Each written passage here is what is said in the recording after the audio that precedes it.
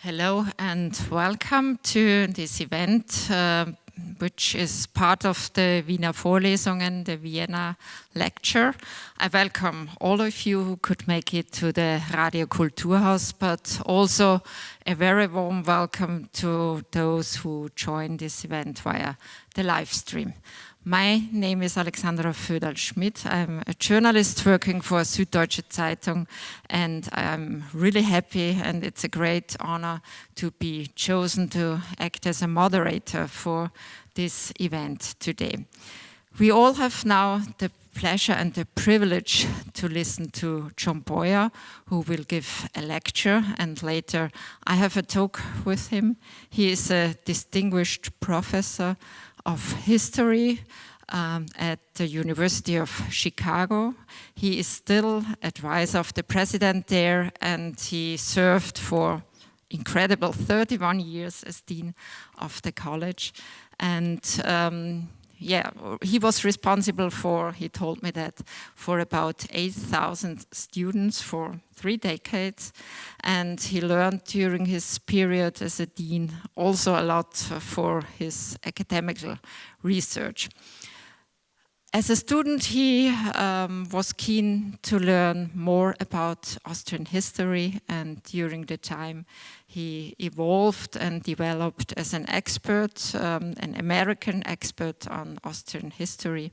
He has written several books, and today he will concentrate on the period in Austria between 1867 and 1955. But before giving you a short introduction about the focus of today, Anita Eichinger wants to deliver her welcome address. Please, go ahead.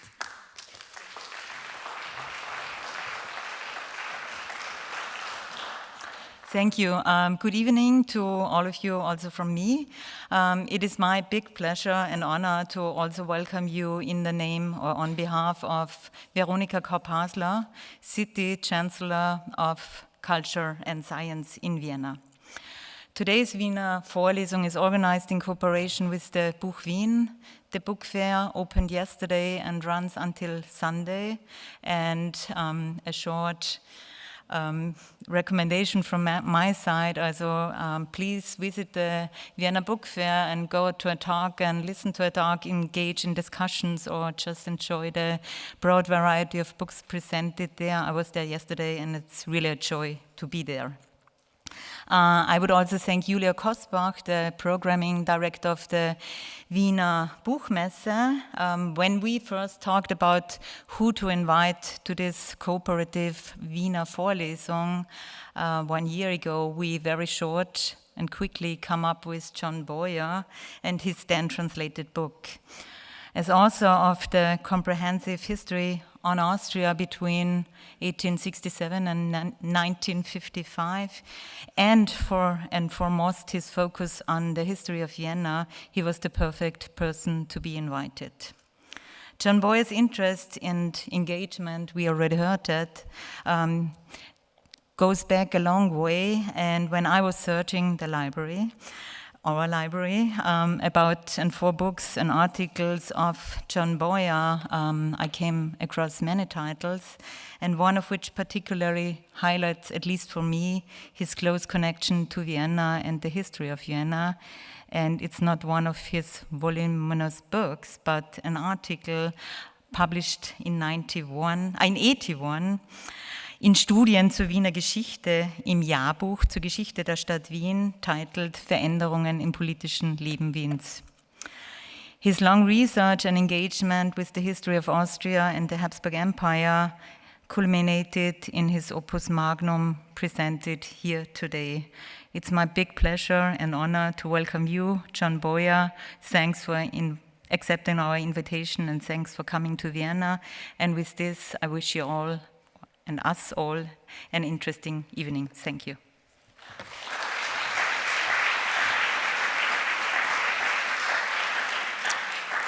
Thank you, Anita Eichinger. I invite now John Boyer to the stage.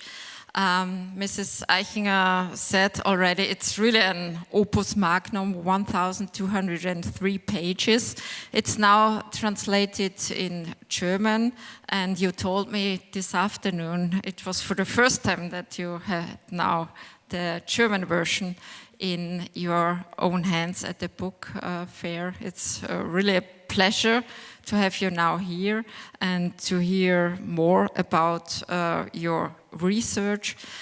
This book is part which was originally published in 2022 in English, and it was part of a series which were commissioned and edited by Sir Alan Bullock, and this book was a part of Oxford History of Modern Europe. And you will tell us more about what your thoughts was when you were approached to do this project.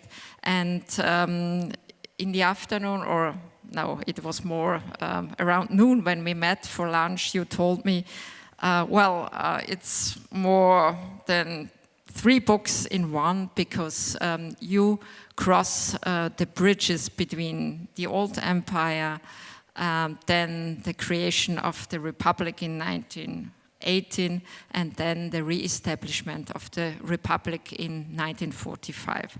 So it's really impressive what you have done, and we are now keen to learn more about your findings and about the similarities which you've seen between the empire and the republic, one of the main findings. And now the floor is yours, and thank you for coming, Professor Boyer.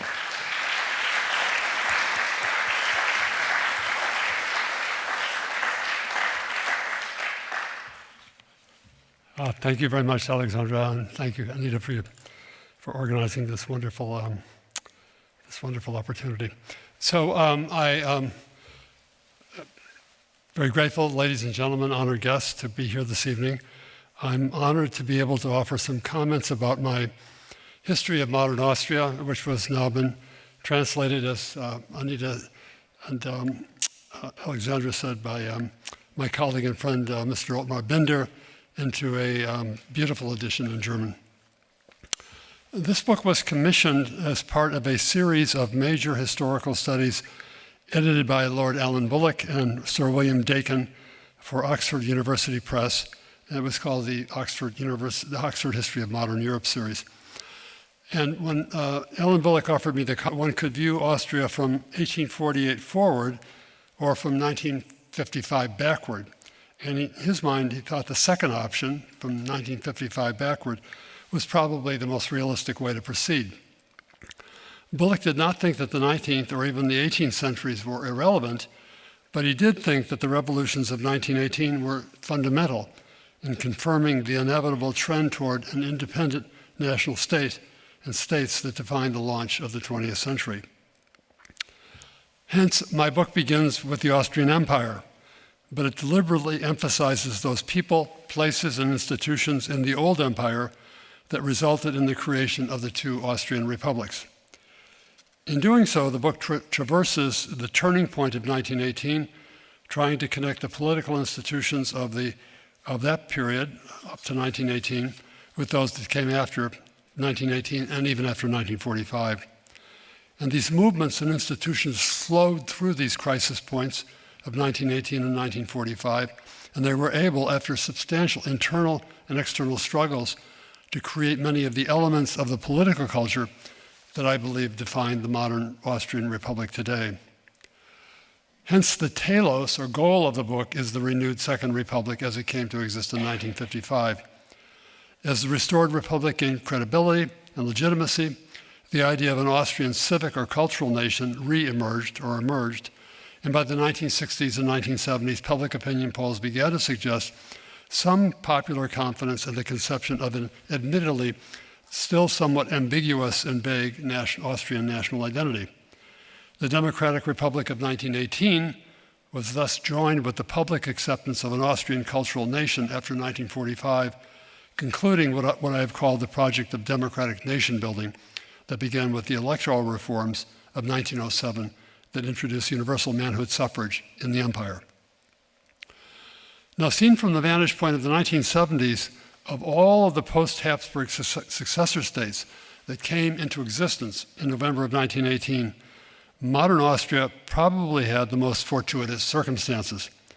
Not only had it escaped Soviet domination, in contrast to Hungary, Poland, Yugoslavia, and Czechoslovakia, establishing a free, neutral democratic state under international law whose independence was guaranteed by the four occupying powers, but it presumed an implicit normative neutrality within the state itself. If each of the two great political parties, the Christian Socialists and Social Democrats that founded the Republic in 1918, could not own all of Austrian society or Austrian civil society separately, as each tried to do in the 1920s, perhaps they could own it together. This consensus was a silent but critical motive undergirding the Austrian neo-corporate state that came into existence after 1945. The story that I tell in this book begins with the empire in 1867. In that year, the political system of the monarchy became formally constitutionalist, with the rule of the German-speaking Liberal Party replacing the autocracy of the civil service and the army, which had controlled Austria after the failed revolutions of 1848. The Liberals, centered in the Alpine and Bohemian provinces, dominated the politics of the Austrian state between 1867 and 1879, combining a moderate dose of Western European constitutionalism with a continued reverence for the centralist administrative state. Indeed, the Austrian civil service, the Staatsbeamtentum, remained one of the most powerful bonds of cohesion and coherence in the imperial state's politics before 1914, even after other nationalities other than the Germans began to lay claims to larger shares of the patronage of the public administration. The empire was not merely a complex instrument of administrative control in a huge free trading area of remarkable economic prosperity, but it also contained a wide assemblage of diverse ethnic groups as well. The rise of powerful Slavic political parties in the late 1870s, the 1880s, and the 1890s forced a reconceptualization of the Austrian political system in 1879 and again in 1897. And by 1900, the principal idiom of public life in Austria was, quote, the national, and the principal object of the parliamentary system seemed to be a kind of ruthless negative politics of nationalist partisanship in which each competing national group sought to advantage itself at the expense of its rivals. The negativism which characterized Austrian imperial politics thus raised the question whether a multinational state whose ethnic communities had been energized by social and economic emancipation, whether that state could be reconciled to constitutional and even democratic rule. And indeed, the bitter acrimony between Czechs and Germans in Prague suggested that this was more or less impossible, while the model of Vienna, I would argue, offered more optimistic possibilities. The role of the emperor, Franz Josef, originally seen as an agent of paternalistic grace and authoritarian power, changed substantially over the 19th century as he was co-opted by the liberal administrative and political elites who took control of the state in 1867. The dynast, Franz Josef, was esteemed less for his own policy innovations and more for his ability to guarantee equity and stability in a political society with multiple and often conflicting ethnic identities. Now, the Liberal Party's political program affirmed a strong centralistic authority of the state to control national fragmentation, but it also affirmed an equally strong commitment to local and regional self-government. And this was really quite remarkable about the Liberals. They were both strong centralists on the one hand, they were also strong autonomist and regionalist on the other. But after many years of rule in the late 1870s, the Liberals had the misfortune of being in the wrong place at the wrong time. In the aftermath of the Great Depression of the 1870s, many of their more loyal voters in Vienna, Lower Austria, and elsewhere began to cast about for more radical options. In the national election of 1879, the Liberals lost control of the imperial cabinet, and in the 1880s, provincial and local electorates began to desert them as well. The party's collapse followed two distinct patterns. In nationally divided provinces like Bohemia and Moravia, German-speaking voters and politicians tended to move massively to what I would call the right, adopting German nationalist and thus particularist identities against their Slavic opponents. A second pattern of political innovation occurred, however, in Vienna and in the predominant German-speaking Alpine provinces, where national and ethnic issues assumed a less prominent role, and where, by 1890, two new very important mass movements had arisen, Christian socialism and social democracy. Both of these parties, and these were new parties in the 1890s, had profound consequences for the history of later imperial and Austrian politics in the 20th century. But neither wanted to be, nor could style itself to be, a narrowly German national party. Each had parallels and analogs in the German Reich. For the Christian Socials, this was the German Center Party, the Deutsche Zentrumspartei, and for the Austrian Social Democrats, it was the German Social Democrats, the Sozialdemokratische Partei Deutschlands.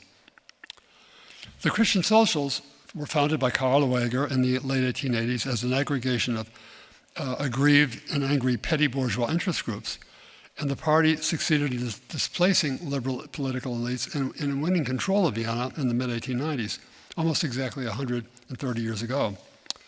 Loeger was a brilliant, charismatic, and totally ruthless urban politician. The electoral coalition that put Loeger and his confederates into power in 1897 was widely disparate in its material needs and cultural ambitions.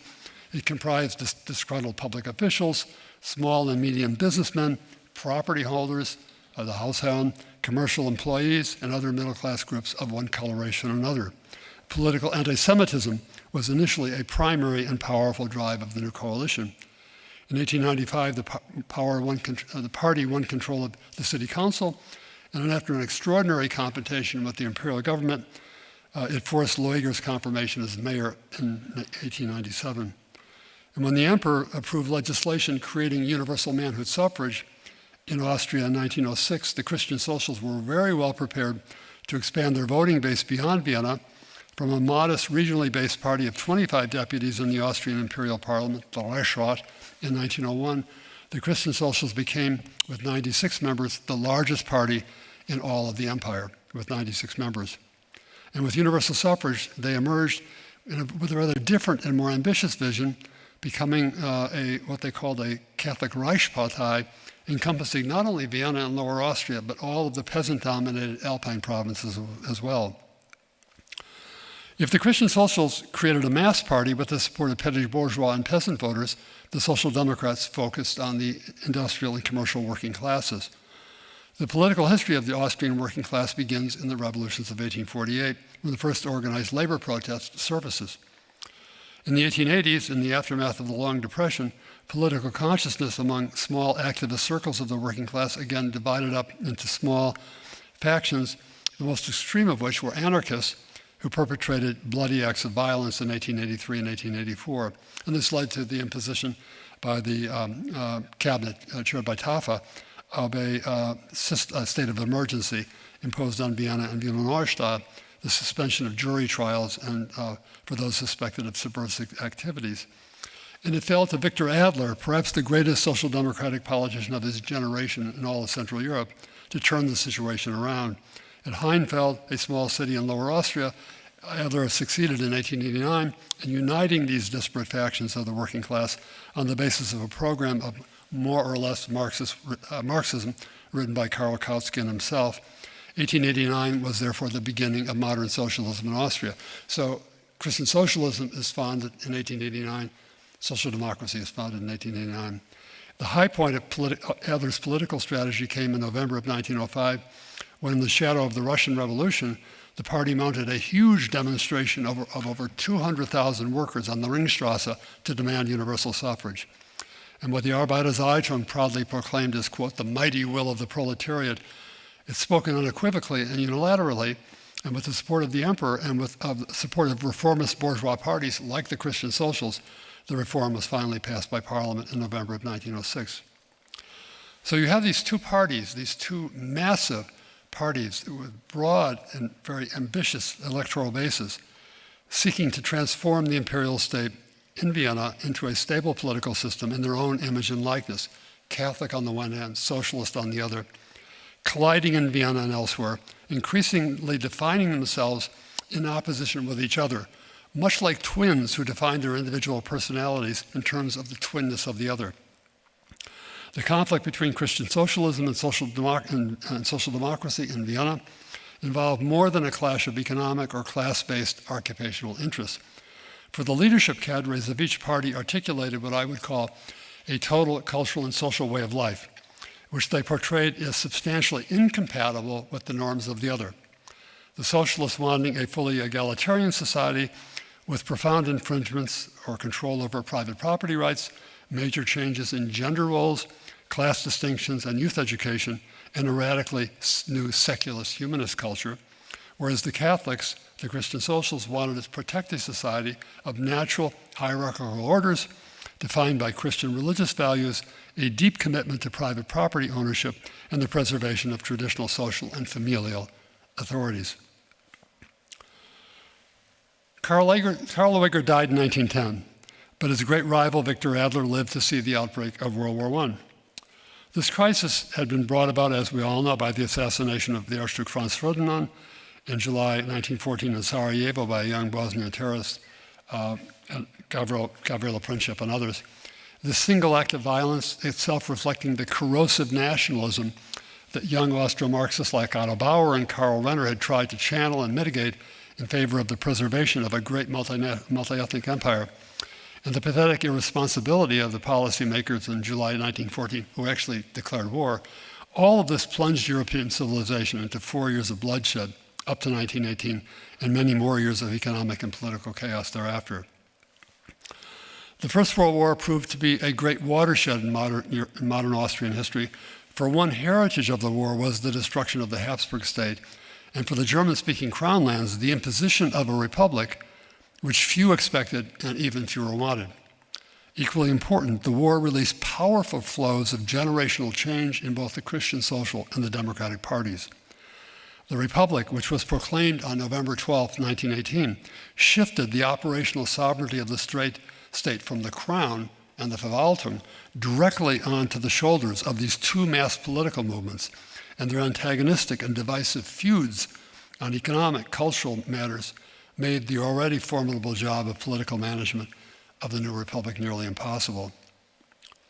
The Christian Socialists and the Social Democrats, these two great inheritor parties of the empire, found themselves saddled with the responsibility of designing and operating a new constitutional and political system, which in its inner logic presumed a parliamentary locus of power. Shorn of its economic and cultural hinterland, Austria commenced a 30-year odyssey of political and economic crisis. Was the state to serve as an instrument for testing a new age of public ethics, red or black? Would the state encourage and subsidize Austro-Marxist and Catholic corporatist cultural values in organizing public service systems and the civil law, most notably the law involving the schools and the family? The next 20 years of Austrian history were spent in brilliant, but ultimately futile attempts of these two great worldviews to seek ideological hegemony in one small state and with an electorate that was almost evenly balanced in terms of party vote. Whereas the Christian Socials under Ignaz Seipel came to dominate the state level, that is to say the federal level of government in the Republic, the Social Democrats, the Austro-Marxists, under Otto Bauer, won absolute control of the city of Vienna. And the result was a classic ideological standoff between the black and the red, between Seipel and Bauer. I'm using them as kind of proxies for their parties, both of whom, as younger men, Seipel and Bauer, had earned their political spurs, ironically, by writing brilliant theoretical tracts trying to resolve the Habsburg nationalities problem. Notable symbols of the Austro-Marxists' grand attempt to reshape the private lives of ordinary workers in the image of social democratic public values can still be found in Vienna in the landscape of public housing. The largest of the Gemeindebauten, Karl Marxhof, the largest of the Gemeindebauten, like the Karl Marxhof, were monumental structures that evoked a collectivist future for their many inhabitants. Named in honor of local and international socialist heroes, these housing estates sought to inscribe an authentically socialist historical moment amid the rough seas of post-1918 capitalism. As Robert Donneberg, a very important political leader, unfortunately was murdered during the World War II, as Donneberg put it in 1930, Vienna would show that, quote, even in a capitalist society, large cities are able to implement a significant level of socialist work. A social democratic majority in the city council can reveal the creative power that is embedded in socialism, even in the context of a capitalist state, unquote. In return, Christian social critics of the red housing estate saw them, quote, as gathering points for the enemies of our society, end quote, and as, quote, permanent trouble spots in the midst of our beautiful city, end quote. The historian Robert Krischbaumer has recently observed that during the later 1920s, one saw an increasing bitterness on the part of the Viennese Christian socials and Catholic leaders in Vienna in the face of what they believed to be a flood of free-thinking and atheistic policies of the socialist city government. Fear-ridden conservatives might easily see their families' present and future as being debilitated by heavy taxation and collective social values that violated what they viewed as cherished norms of private property and that was antagonistic to their cultural traditions. Competing socialist and Catholic policy ambitions paralleled rival ethical systems. The harsh divisiveness of these camps, the red and the black, weakened only during the catastrophe of the Nazi occupation. And the history of the German occupation of Austria between 1938 and 1945 has slowly begun to be written. And it suggests that if the First World War established formal republicanism, it was only in the aftermath of the Second War that Austria began to embrace a sustainable set of democratic civic practices which infused or could infuse the republic with domestic stability and moral legitimacy.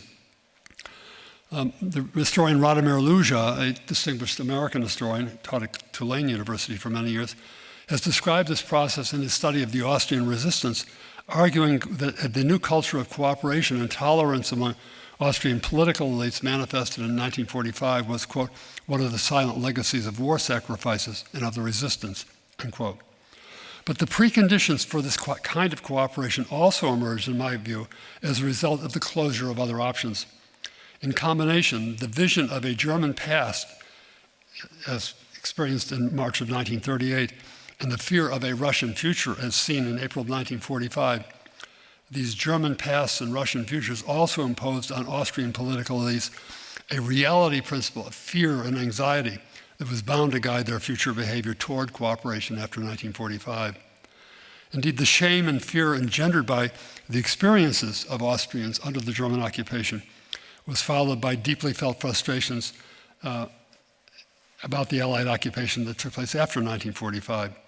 Both phenomena may help to explain the willingness of Austrians to modulate a rhetoric of divisiveness in favor of a new official discourse of unity and civic commonness.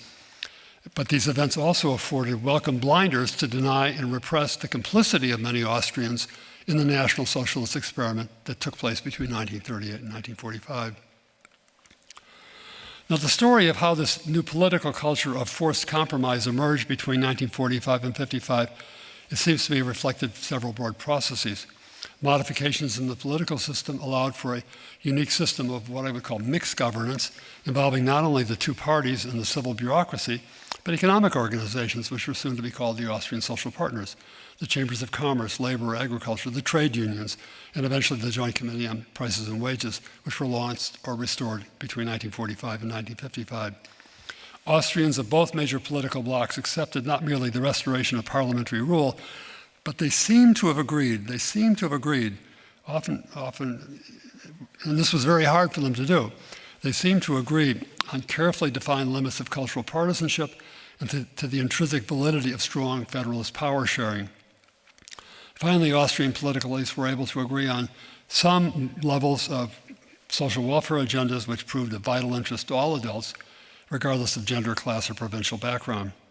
A reconstructed party system staffed with leaders chastened by the experience of the Second World War made the system work, but its success was also apparent, it seems to me, in the renewed esteem that the Austrian civil service, working in close, dependent, but still influential relations with the parliamentary parties, had, and also with their allied corporate interest groups. Under the impact of Allied occupation and the onset of the Cold War, both parties cast off as much of their previous Klassenkampf and Kulturkampf rhetoric and posturing as they could decently undertake. Not all of it, but some of it. Both changed their names, the Social Democrats becoming the Austrian Socialist Party, and perhaps more tellingly, the Christian Socialists deciding to become the Austrian People's Party. Both drew closer to an arbitrary but successful center of political pragmatism, And hence, I think we may speak of a relative de-escalation of structural partisanship in Austrian politics after 1945. This success story was not without blunders and false starts, for in the rush toward consensus under the umbrella of the Great Coalition between the Socialists and People's Party, uninvited guests found succor, whereas those who honored Austria by their heroism or suffering during the war were often ignored. In no other European state, at least so argued Vladimir Luja, were resistance fighters so little respected and publicly acknowledged as in Austria after 1945. And the same might be said, it might be said for political refugees living abroad. The wooing of both major parties toward former Nazis in the electorate after 1947 and the general repression of memory about the war and about the Holocaust remains a central part of the Austrian historical record. Yet, the hegemonic rule of these two great imperial parties, these are imperial parties, was not yet over. For after 1945, the two parties maintained vast influence over employment opportunities in the state civil service and in other public and even private sectors. Communist attempts to compete in the Austrian electoral system were quickly shown to be impotent, and in so doing, this actually enhanced the power of these parties over civil society. That the Socialists and the People's Party together joined in a great coalition and literally ran Austrian parliamentary life between 1945 and 1966 was a powerful testimony to the collaborative and convergent power of their interests. The new Austrian nation arose from many sources, nation in quotes, arose from many sources, but surely its midwives, or its most important midwives, were the People's Party and the Socialist Party. What had changed after 1945 was not, therefore, the disciplinary power of these two great parties, but rather their ways of behaving toward each other and their ways of thinking about Austrian civil society. And it was not surprising, it seems to me, that they chose to revive the Constitution inspired by Hans Kelsen in 1920 as revived in 1929. With its structural balance and its normative even-handedness, that Constitution served both political parties well after 1945. As the Austrian-American historian Robert Kahn once observed, only in 1945 did Kelsen's Constitution finally become, quote, the common denominator for the whole people of the state, the Staatsvolk. The 1955 settlement signed in the Belvedere, which enabled the exodus of all troops, particularly the Russian garrison, not only established a neutral state from without, whose independence was guaranteed by the four occupying powers, but it based itself upon a democratic state of citizens within, rather than a state of Germans, clericals, anti-clericals, freethinkers, Reds, blacks, or any of the other sundry tricks of public discourse by which Austrians, before 1938, sought to shape their public lives by dividing themselves from their neighbors across the street or across the hall. The search for a new Austrian identity and the claims of the existence of a putative Austrian nation were analytically fascinating, for they implied for the first time, it seems to me, since the collapse of the dynasty in 1918, some broad categories of public understanding which might exist, which all members of Austrian civic society might actively respect.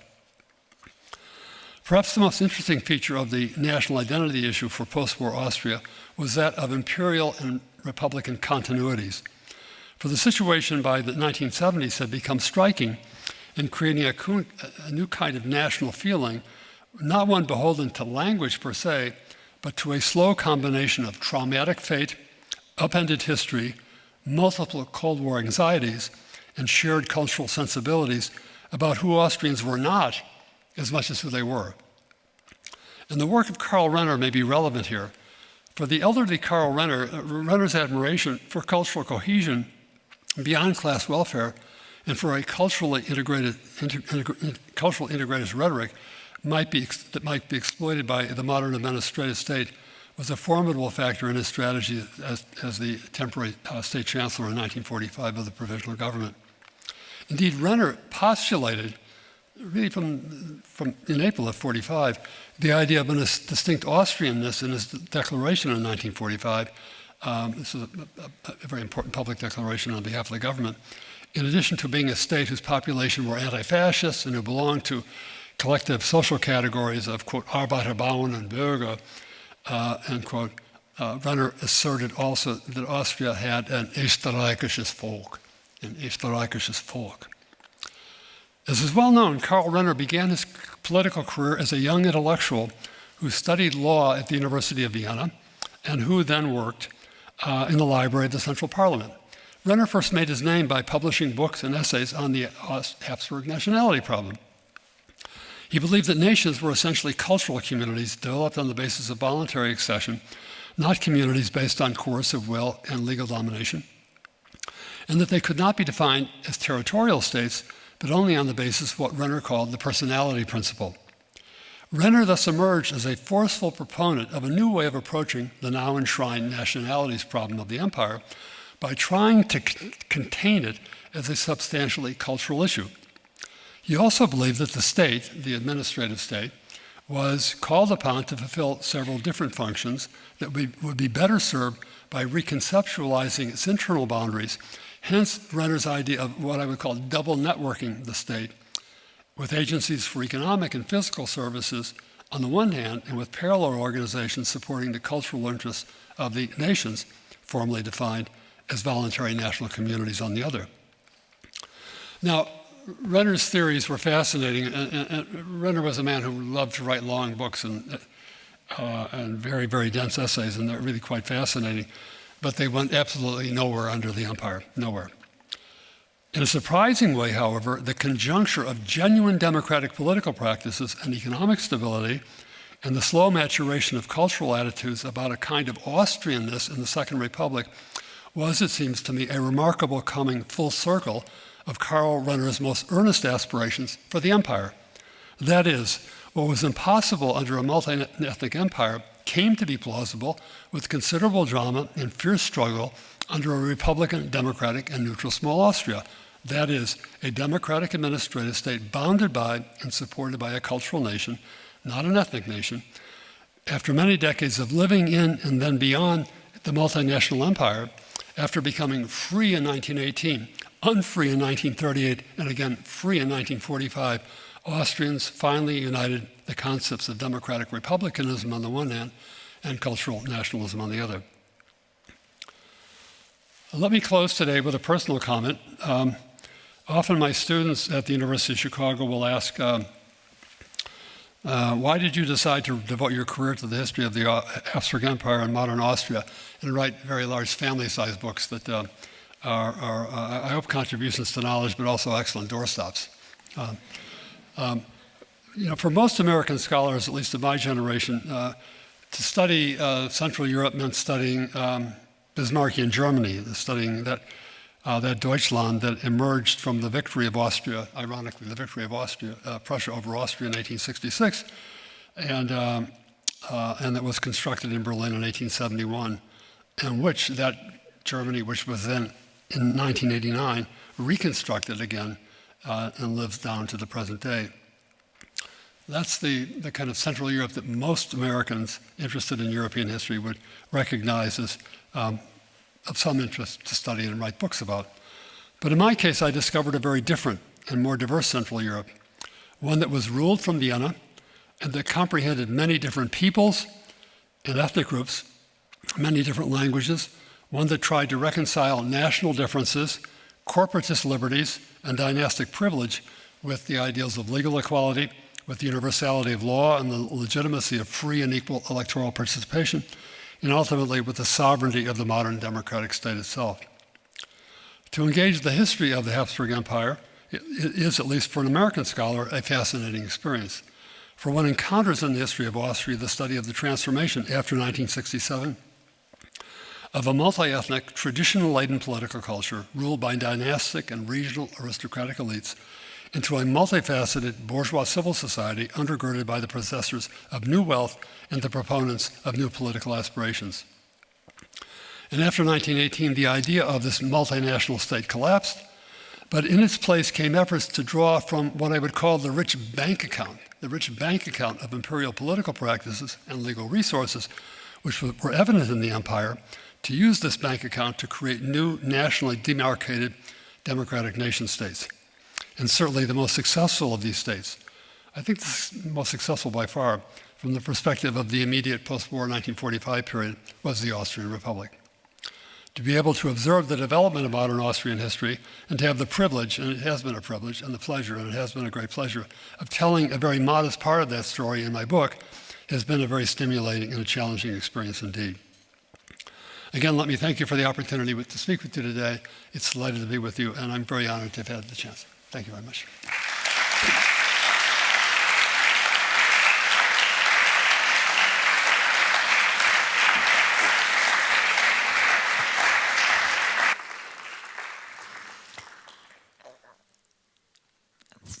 Thank you, Professor Boyer, for sharing your insight views with us.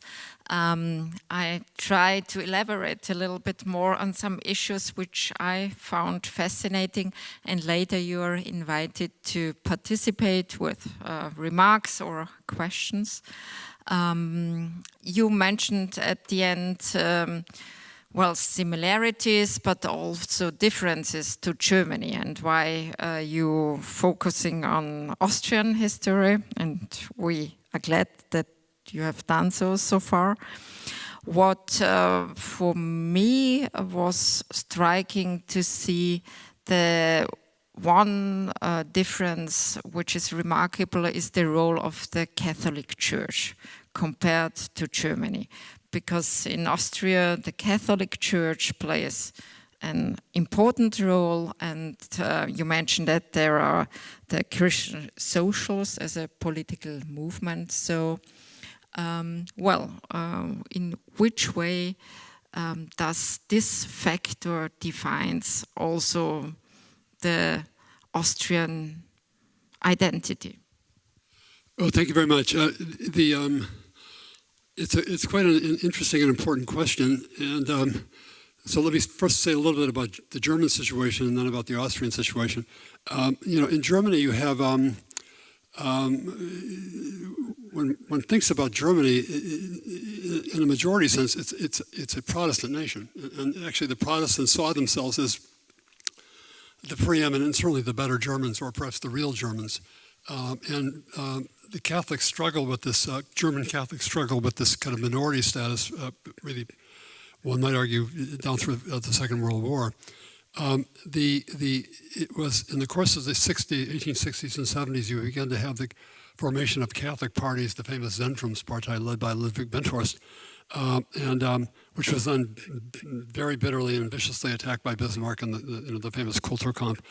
And the Catholics defend themselves very effectively, and they end up becoming a very important kind of power broker in German imperial politics, but they're still a minority party, very defensive, kind of inward-looking, although some of the younger ones were trying to prove themselves, real German nationalists. In Austria, as you point out, this is substantially a Catholic empire, and particularly the Vienna and then the Alpine provinces, the provinces that make up the current Austrian Republic, certainly were heavily Catholic, at least in a nominal sense. Whether people went to church or not is a different question. And the need for a kind of defensive strategy was less evident because the Austrian state was not attacking the Catholics. Now, you might say, well, wait a minute, the Austrian liberals did try to, abolish the Concordat and to restrict Catholic abilities to supervise schools. I've argued in the book, and I've argued elsewhere, that the Austrian Kulturkampf was much less impactful and much less aggressive than than Bismarck's. And so when the time comes to begin to organize a petty bourgeois protest party like the Christian Socialists become, the Catholics are a part of it, but they're not necessarily the dominating feature of it. And I'm using Catholic as a kind of a proxy for non-socialist here. So by 1914, the Christian Socials, although they emulate the German Centrum, they first of all are much more anti-Semitic than the Centrum was, and they call themselves Christian, not Catholic, Christian social, incorporating some features of traditional Catholicism, but a whole bunch of other things. It's really only after the war, when you have Zeipel, and that the Christian Social Party becomes much more, I would say, rigorously Catholic. So the two parties are second or third cousins. They're not identical, and the role of the church in Austria down to 1918 was a much more, I would say, a comfortable. Ultimately, they had the protection of the emperor and the civil service, so that the Catholic Church did not need Karl Leuger. Karl Leuger needed much more. It was the case that Karl Leuger needed the Catholic Church. If I may, I like to quote one of your sentences. Perhaps the most interesting feature of the national identity issue for post-war Austria was that of imperial and republican continuities. Can you elaborate a little bit more on that? Where do you see parallels, similarities? How would you describe these continuities? Yeah, I do want to pay tribute to. We're joined this evening by my colleague Gerald Stortz, a very eminent historian who's sitting in the first row over here. The idea of continuities is not new with me. Gerald has argued this in many of the things that he has written over the course of the years. I think you see continuities in several different ways. You could argue that the traditions of neo-corporatism that emerged in the 1950s, that there are antecedent examples in the chambers and various other regional economic organizations in the First Republic and even during the Empire. But I think the strongest continuities come in these two great parties that are creatures of the Empire.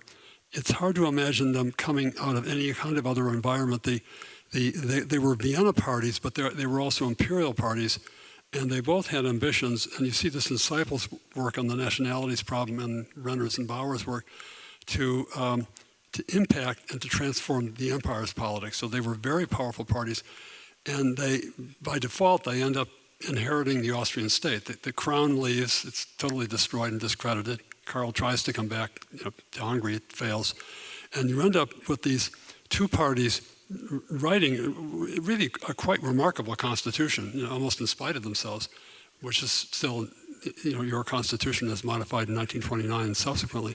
And the parties themselves bear in some ways the traditions of this kind of imperial dominance, imperial ambition, not only in wanting to change society, but also in their animosity toward each other. They were both born in Vienna. They were big city political movements. This was a city with very rough and tumble politics, and it was a city in which it was great to have ideals and great speeches, but organizationally, they were used to organize, and unfortunately, only one of them could control Vienna. So this idea of party politics and party identity is, I think, one of the strongest continuities between the Empire and the Republic, and those memories of being an imperial party last well after 1945. You also describe in your book the formation of Austria in 1980 as a democratic republic, and later on there was this cultural nationalism, as you describe it, which was developed later on. And you say, well, in the 60s, in the 70s, something like an Austrian national feeling and identity developed. Why so late? Yeah, I mean, as I said in my remarks, it's. There have been a number of studies of this. Ernst Bruckmüller's book on Nation Österreich is one important one. There are many others that you do begin to see by the 60s and 70s a kind of settling in of, in part of not only of who we are but who we're not. We're not Germans. We're not Swiss. We're Austrians. And it's a word, Österreich or Österreichisch, and what does it mean? And I think it has to do with cultural practices. It has to do with in the 50s, the success of the economy. The coalition is able to begin to jumpstart the economy with Marshall Plan Aid and others.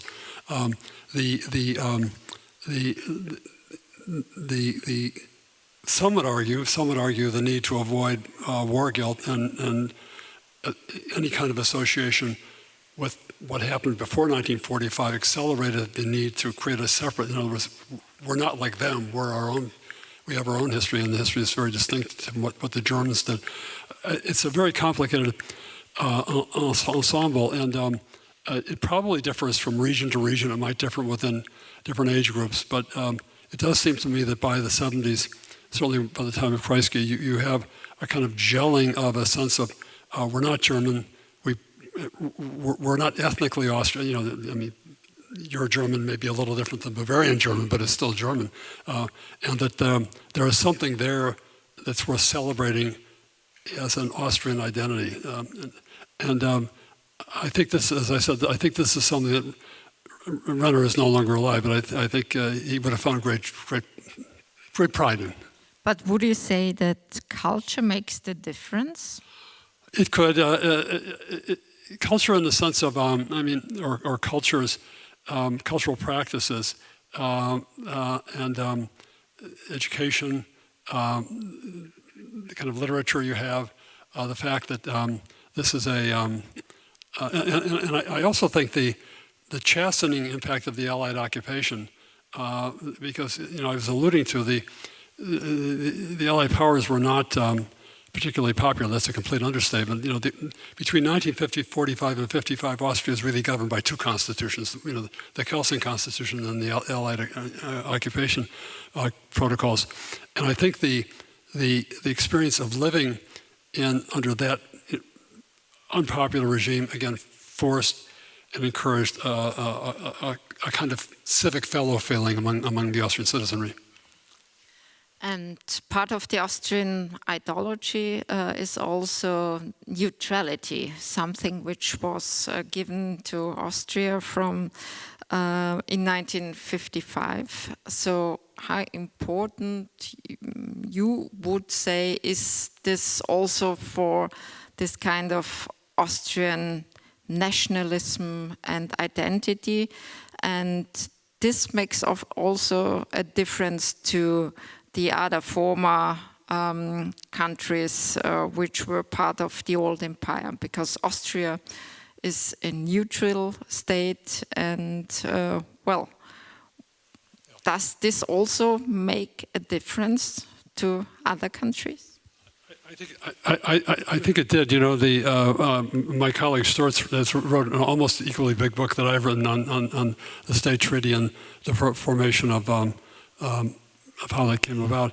It seems to me what you have is a number of different independent variables colliding, and the nationality law that's passed after the foreign troops leave is something the Soviets insisted upon. It's not something that, you know, the treaty was not going to be signed without going down that road. It became embraced and celebrated. It becomes part of I would say, the lore of civic consciousness in this country. Whether you agree or not today with it, I know that's a different debate. But the experience of being a neutral nation after 45, well, it was an occupied nation after 45. Being a neutral nation after 55 may have contributed to this sense of being other. And but I think what I really underscore is the state was successful. And I think you have more and more citizens feeling that, you know, the state in the 1920s and 30s was broken, and in any number of ways. Perhaps the city of Vienna wasn't broken, but the state was broken. And by the end of the 1950s and 60s, I think one could say, somehow we're going to make a go of this. This is going to work. And I think the pride that begins to be engendered and the self-interest contributed to this sense of that we have our own pathway, we have our own identity. It's a rather a kind of polyglot or a kind of hybridic identity, but it's something that's very different from our neighbors. You said the system worked. It still works, and you mentioned it. Well, it's a successful model. To which respect is also the Austrian social partners, the partnership, which is also typical for Austrian. To which extent is this part of this successful system, and how typical is it for the Austrian identity? Yeah, I think the social partners are more broadly the kind of this web of neo-corporatist or neo-corporatist institutions. What it does is to minimize the kind of frictions within the state, or at least not eliminate them. And so you can have the parties do what they do best, namely mobilize people in their own interest at election time. But there are also other places within the realm of civil authority and society that actually keep things working in a fairly harmonious or an effective way. I think would you have had the success of the Austrian state that it enjoyed without neo-corporatism? Plausibly. I think it was actually a rather brilliant set of initiatives that they actually were able to accomplish. But again, it's the relatives. The problems faced by the First Republic were not simply ideological problems. They were faced, but it was a failed state that was not delivering for its citizens. And you can have all the pride and ideology in the world. If you don't have an administrative apparatus and a parliament that's functioning, that's seen by most of the citizens as providing for most of their material and cultural and social needs, you're never going to have a stable government. And I think that was really important that between 1954, 55, and the mid-1960s, Austria seems slowly to become a success story. Well, you described the First Republic as a failed state. After 1945, you write about forced compromise. Why forced? Yeah, I think it's very important that there was enormous distrust between the Socialist and People's Party leadership, and actually there was enormous, I would say, enmity as well, personal enmity. One small thing is there was always a discussion about victimization in the concentration camps, and I remember it's somewhere in one of the protocols that Leopold Fiegel, who's the People's Party chancellor after succeeds Karl Renner.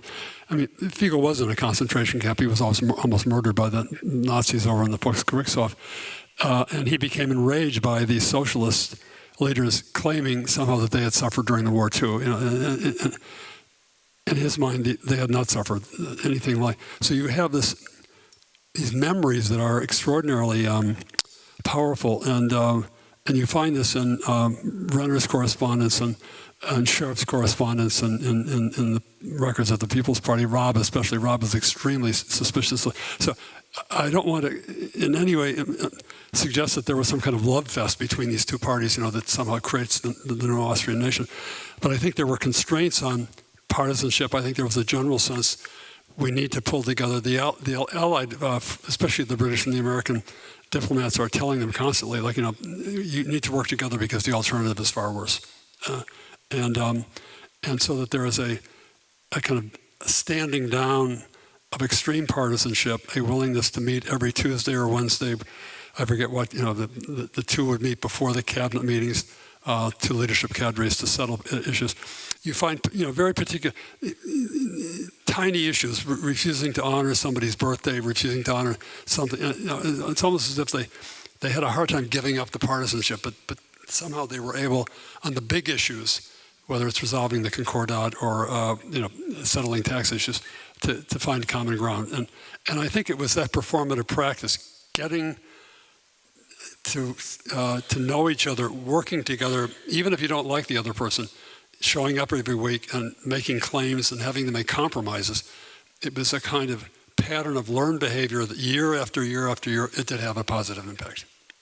And when would you say something developed what you described as, I learned that from you, as Austrianness? The one thing that I haven't mentioned that I think contributed as an historian greatly to Austrianness is the fact that, after 1945, as I mentioned in my remarks, I think the Austrian nation, the Austrian people, the Austrian state was lucky. It's true you were occupied by the foreign powers until 55, but by and large, after that, it was, the pathway was clear to a kind of free, neutral status, where all of the other successor states were not. What happens in the course of the 1950s, and you can see this quite wonderfully in several of the big histories that are published with the sponsorship of either the Socialists or the People's Party, is that small Austria now becomes the bearer of the memory of the great empire. That is to say that, and you see this in Hugo Hansch's work, in a number of other historians, where the Second Republic, which is a republic, is somehow given the responsibility, welcomes the responsibility for preserving the memory of the empire, the whole empire, and it wants that, it takes that responsibility, whereas in these other states, that kind of intellectual move would have been very, very difficult for their historical historians, and it begins to, and after '89, you then begin to see the young historians in the Czech Republic and Hungary also re-engaging and claiming their parts of the imperial history. But the in some ways, this country enjoyed a kind of a very powerful imperial franchise of memory for about 40 years after World War II, and nobody else had it. And I think that was a very important constituent feature of this idea of an Austrian identity. Even though under the empire itself, it was questionable, what was Austrian. But maybe it's just exploited for tourism. And well, we talked about that. You were a little bit surprised to see the Sissi Museum now, and when you're walking across the street in Vienna, it seems that, well, the past is still preserved and in some way restored, all these imperial buildings and so on. So would you say Austria has found its way between being a democratic republic, but also relying for maybe touristical reasons on the imperial past? Yeah, I hope from the point of view of the history establishment, it will continue to rely on the imperial past, because this will create employment for historians. But seriously, I think it's a fascinating question, and I guess I would answer from where we are now in 2025. I mean, this country takes a very, very decisive step in the mid-1990s in joining the European Union, or the European community. And I remember being in Vienna that year just before the plebiscite, and talking to many of my friends, at the university and so forth, and many of them were going to vote against it. I was kind of surprised by that, and I've always, speaking very personally, I very much love Austria. I owe it a great deal, but I'm a foreigner. I try not to get involved in Austrian politics. But being a kind of American internationalist, I said, why are you going to vote against joining the European Union? I actually knew Vrnitsky a little bit, and I was trying to help Vrnitsky. And, I was getting arguments about the Austrian identity being kind of sucked up into the European imperium. I think people were actually afraid that if you join the European Union, the Germans would, this would be like the new Anschluss or something like that. And so my point is that it seems to me the way in which small but very successful and very economically and politically successful states of the European Union think about their histories is going to have to be eventually modulated by membership in the European Union. And I think Austria's way of thinking about its membership in a wider Europe is actually, it affords many wonderful opportunities. My friend Fritz Fellner, who was a lovely historian who died some years ago, I mentioned the story in the book. He told me once, Denmark is a very nice country. The Danish people are very nice. It's about the same size as Austria. I think he was fudging a little bit. He said, but whoever thinks about Denmark, people, they don't know anything, they couldn't even find that on a map. Whereas Austria, Maria Theresa. It's a little country with a big history, and now it's a small nation with a bigger history because you're involved in this European path. And so I think the future of the Austrian past in some way is going to have to be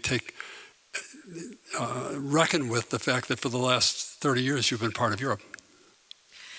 I'm not sure if the present American president would be able to find Austria on a map, but we don't want to talk about American and Austrian politics, at least about the present one we have decided. But I know you're familiar with some discussions here. You have published a book about Karl Lueger. You have mentioned him also during your lecture. And you know that there are the discussions going on about the monument. So we have talked about this issue today. So what are your thoughts about the monument of Karl Lueger, which is still present today? This is the Lueger statue, which have you all heard of that? It's just, okay. People have. So I wrote two very large books on the history of the Christian Social Party, and it's a fascinating topic, and I enjoyed greatly researching and writing them. I'm not sure this qualifies me to make a judgment about what to do with a monument that was put there in the 1920s nowadays. What I will say, it seems to me, and I don't mean to dodge a controversial question, may sound like I'm dodging it. It's really up to the citizens of the city and of the nation to decide what to do with that monument. I'll say two things, that in general, historians, many historians, myself included, are rather one should be cautious about changing names, because you start changing one name, you can start changing a lot of names. But I think the most important point that I would want to underscore is that Lueger had a very tarnished record, and the anti-Semitism is there, and it did a lot of harm. But Lueger is also the suffrage legislation to create universal manhood suffrage that went through the Austrian Imperial Parliament in 1906 would not have gone through without Lueger's support. So in the sense, the creation of the conditions for creating a modern democratic state in this country, they're certainly owing to Victor Adler and to the socialists, but they're also owing to the Christian socialists. And that is part of the history of this country. And you can change names, you can put statues upside down. Some of the statues perhaps should be released or hidden in some basement. But that history, that political history, cannot be undone, because that's still defining the country in which you're living. So Lueger had an enormous impact on the creation, because of what his party did on the creation of this republic. And whether one wants to celebrate it or condemn it, but I don't think one can ignore it and bury it in the ground and hope to just walk away from it. Okay. Now I would like to invite you to participate. Would it be possible to dim the light a little bit, because we are not able to see anybody? Here is somebody. There are two microphones here. Just wait a second here in the first row, please. Would you identify yourself briefly? Hello, John. My name is Mitchell Ash. I have taught here since 1997, now retired from in the history department at the University of Vienna. I am a dual citizen, so I'm allowed to raise a point perhaps that is not about contemporary politics, except that it is. You said in your talk just now that Austria became unfree in 1938, which is, of course, correct, in the sense that Austria lost its sovereignty in 1938. But isn't it correct also to say that Austria became unfree before that?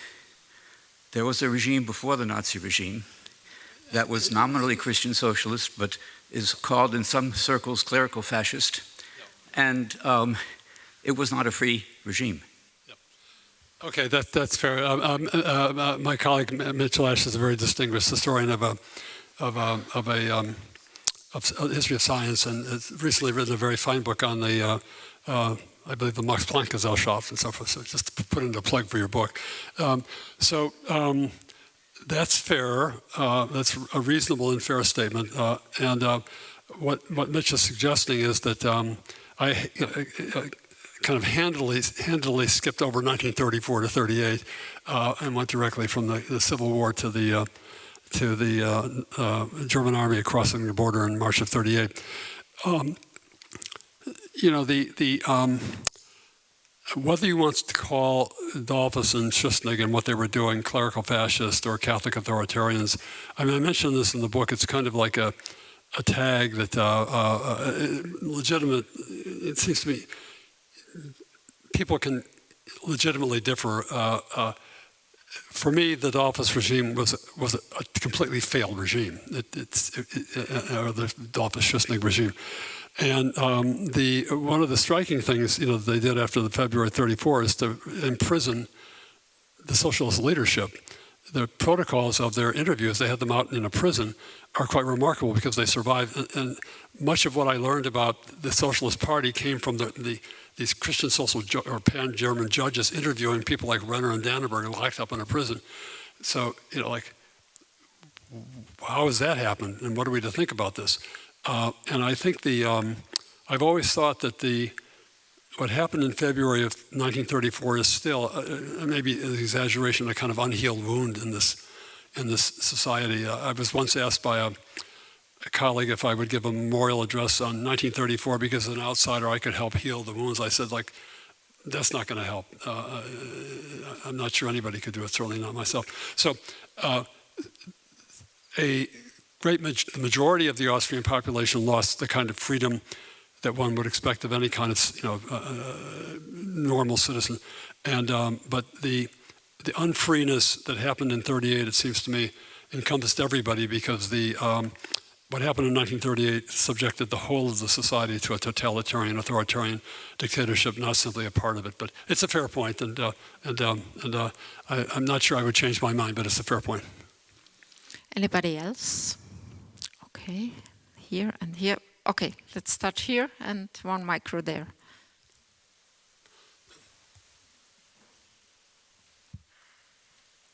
Could you? Here, over there, yeah. Good evening, my name is Frederick Shaw. I'm born in Vienna with roots in the Bukowina, and I was just wondering, you chose to start your book with 1867, and I thought, why not with more like 1848, the big revolutions? Yeah, thank you. There's a formal answer and a kind of Lord Bullock and Sir William Dacon. That's what they gave me as a date. The way the Oxford series works is that the editors actually tell you.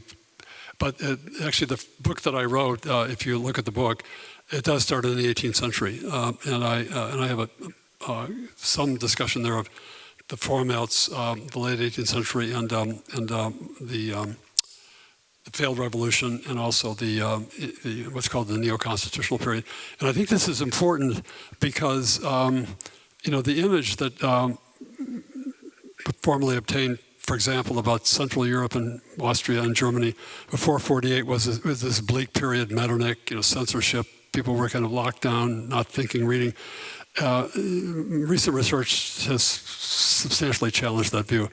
And I've always I remember thinking that the men who showed up or came forward in Vienna in February and March of 1848 to try to create a revolutionary government, they had to have some knowledge about how to do this. But they weren't studying textbooks. They had political views, they had attitudes, they had ideals, they had talked about these. So it wasn't a dead society. And I think that's important because the genesis of Austrian liberalism, the liberal experiment that begins formally in 1861, 1867, has important kind of roots. And so I did try to underscore that in the first chapter of the book. But you're right, it might have been 1848 to 1867, but that's not what the editors wanted. So. Go ahead. So my name is Erich Griesler. I was rather amazed by the strong emphasis you put on the continuity and the importance of the two parties, of the Social Democrats and the Christian Democrats. But you stopped somehow in 1955 in the heydays of the Grand Coalition, where they covered almost the entire Austrian population. And since '86, these two parties are eroding.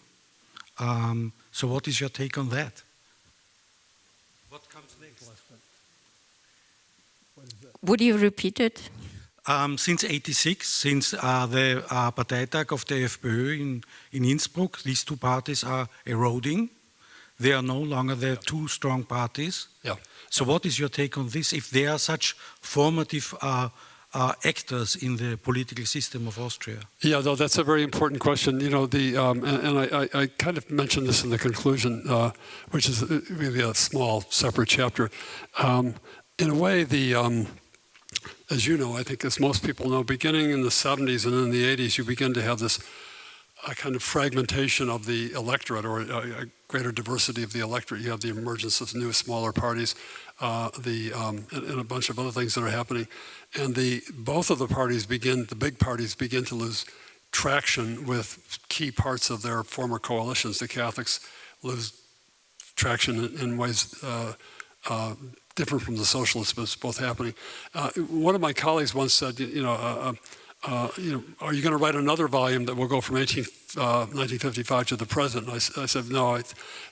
But if I did, it would be a very different kind of volume, because the assumption, precisely this assumption about the hegemony of these two great parties, would have to be framed in a very different way. Although they still have a great deal of power in Austrian civil society today. So in a way, the period between 45 and 70 was a kind of golden age, a kind of almost living out of the possibilities of being a very strong, ideologically coherent party from the First Republic and into these, the early decades of the Second Republic, and then the game is up.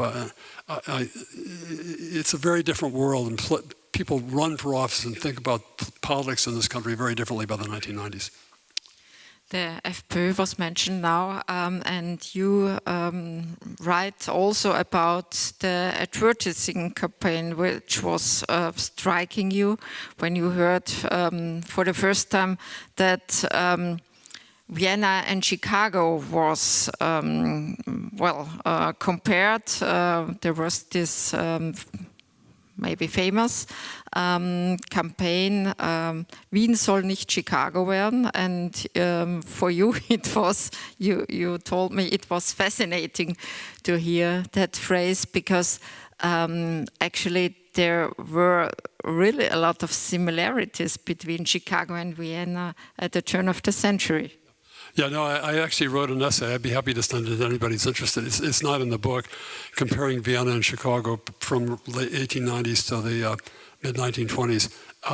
But to come back to the Wien darf nicht Chicago werden poster, as I mentioned to Alexandra earlier, this was the version of the poster that's on the web now is not, it's the second edition. The first one was actually much more creative. It had a kind of Edward G. Robinson kind of 1920s gangster kind of thing.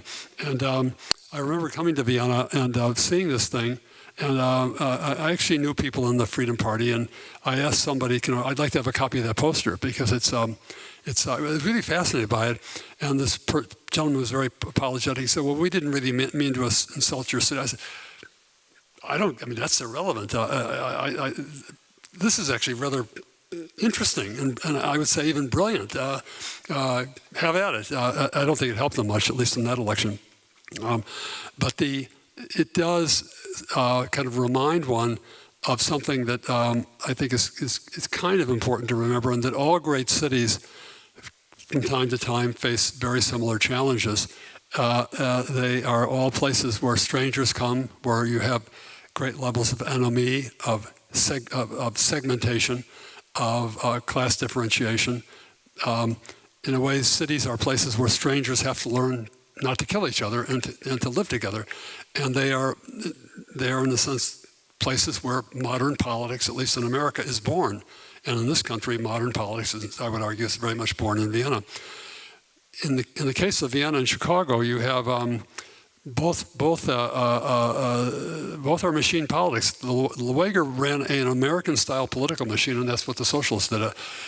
But it wasn't simply just machine politics. There was a whole set of issues in public policy, transportation, that were on the deep concern. And you actually have urban experts from Chicago. They were associated with Jane Addams and Hull House, who actually came to Vienna and thought that what Lueger was doing with public transportation, we should just copy that right away. They didn't understand how this was going to be paid for, and it didn't work in Chicago. But the dialogue was really quite remarkable. And so I without exaggerating, I think that the two cities do. I mean, you guys had an emperor, we didn't. You had 600 years of history, we didn't. But we both had a very powerful industrial revolution and a powerful social changes that the urban elites had to deal with. Taking a look at the clock, we have to wrap up, and I would like to finish with the most pressing questions which is addressed nowadays to historians.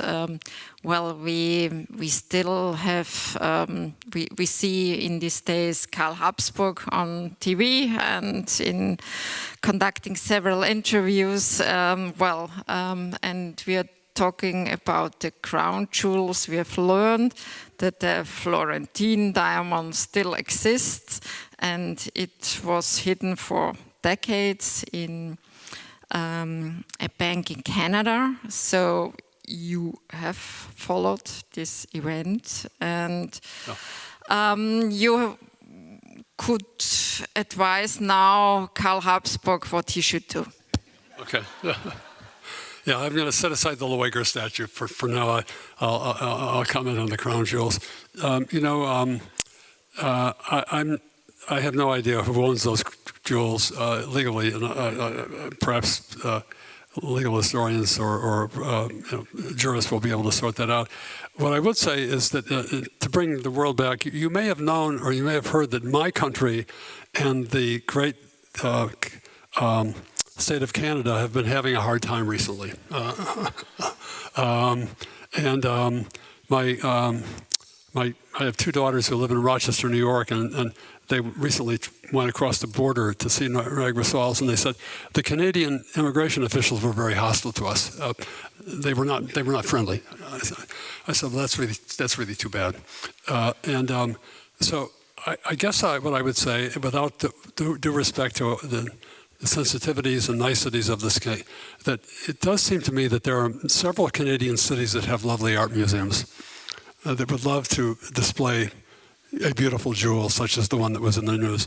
And that wouldn't it be wonderful if someone out of the great generosity of their heart decided to allow this wonderful Canadian museums to display it, and then to give credit to a Chicago historian for having suggested it as a way of ameliorating tensions between the United States and Canada. Okay, so it seems to me this is a wonderful opportunity for the Republic of Austria to play the role that it has traditionally played of a great diplomatic intermediary. So thank you very much, John Boyer, for your lecture and now sharing your thoughts with us. Thank you so much. Thank you for coming.